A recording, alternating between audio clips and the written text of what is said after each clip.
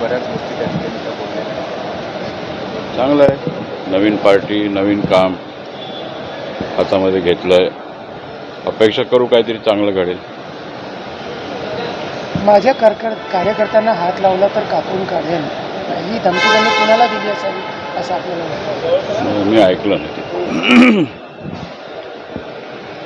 तुम्ही दुधारी तलवारीचा उल्लेख केलेला होता. मात्र ते बोलले की माझ्याकडे 10 हात आहे आणि आता मी चंडिका पण आहे आणि नवदुर्गा पण आहे. ठीक आहे, नवदुर्गा तर माझ्या घरामध्ये बसलेला आहे.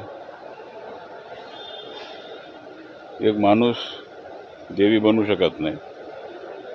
त्या दृष्टिकोनातून ठीक आहे, जे बोलले ते पाहू पुढे. आपल्याला काय वाटतं ते आपल्या विरोधात उभ्या राहतील?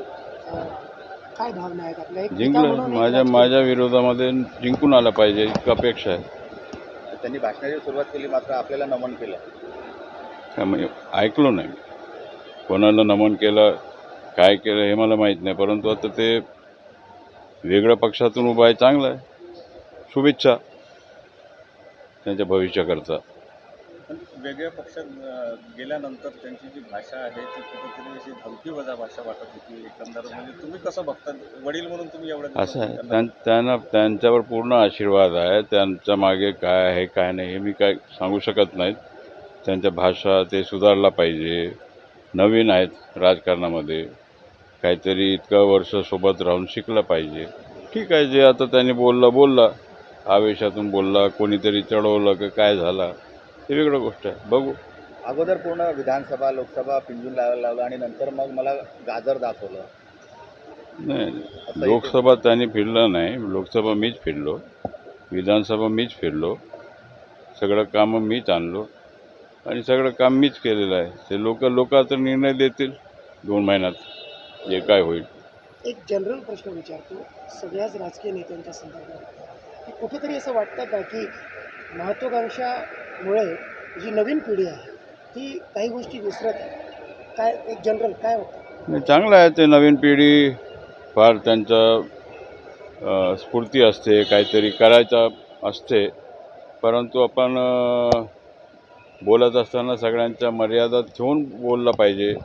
हे थोडंफार ते काय मी शिकू शकलो नाही. हे माझ्यामध्ये काहीतरी चूक आहे. आणि जे मी मागे बोललो होतो, आमच्याकडे काही पद्धत असते, वरिष्ठांनी बोलल्यानंतर सगळ्यांनी थांबलं पाहिजे असं प्रकारचं असते. परंतु ठीक आहे, आता नवीन लोक त्यांच्यासोबत जुळले आहेत आणि नवीन पक्षामध्ये ते गेलेले आहेत आणि आपण अपेक्षा करू काहीतरी चांगलं होईल. बाबा, तुम्ही त्या दिवशी बोलताना अहिरीच्या सभेमध्ये बोलले होते की माझी मुलगी जी आहे तीच माझ्यासोबत वैर करत आहे.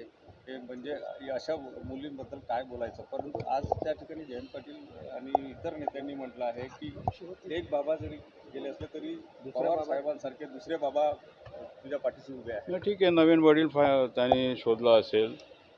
आपल्याला वडील आपल्या स्वतःच्या वडिलाला सोडून नवीन वडिलाला शोधलेलं आहे, चांगलं आहे. बघू काय करतात ते. आपण लोकांकरता काम केलेलं 50 वर्ष, आपण लोकांकरता हिताकरता काम केलेलं लोक. आता तुम्ही पाहिले, तुम्ही अहेरीला दोन्ही सभा आपण इकडे आपण अहेरीला आला नसाल, परंतु पहिला सभा आपण पाहिला, आताच सभा पाहिलं. काय फरक आहे हे तुम्हाला माहीत. मी कशाला जास्त बोललं पाहिजे. धर्मराव बाबा, खरं तर भाजपवर आरोप होतो ते घर फोडण्यात येतं, पण आता परत आपलंच घर फुटलेलं आहे या सगळ्या राजकारणामध्ये. काय प्रतिक्रिया आहे? नाही, आता ते त्यांनी उत्तर दिलं ना, काय घर फुटला नाही म्हणून. आता घर फुटला नाही तर आता बघू काय काय पुढे आहे. कोण घर फोडला काय नाही फोडला, मी तर सांगतच होतो साहेबांनी अशा प्रकारचं करू नये. ठीक आहे, ते झालं, आता घडला. आता घोडा मैदान समोर आहे, बघू. लग्नानंतर हा बदल घडलेला आहे असं वाटतं का आपल्याला? ठीक आहे, आता ते नवीन आहेत राजकारणामध्ये. 8 वर्ष काम केलं मी, 50 वर्ष काम केलेलं आहे. ठीक आहे, आणखीन खूप शिकायचं आहे. 42 वर्ष आणखीन शिकायचं आहे. मधल्या 10 वर्षाच्या काळात आपण दूर होते आणि तेव्हा 6 वर्ष मीच सगळं गडचिरोली सांभाळलं असा दावा सुद्धा करण्यात आला. ते ठीक आहे, मी कुठे दूर होतो? हवेमध्ये होतो का? भारतामध्येच होतो, जिल्ह्यामध्येच होतो, कुठे होतो मी? धन्यवाद.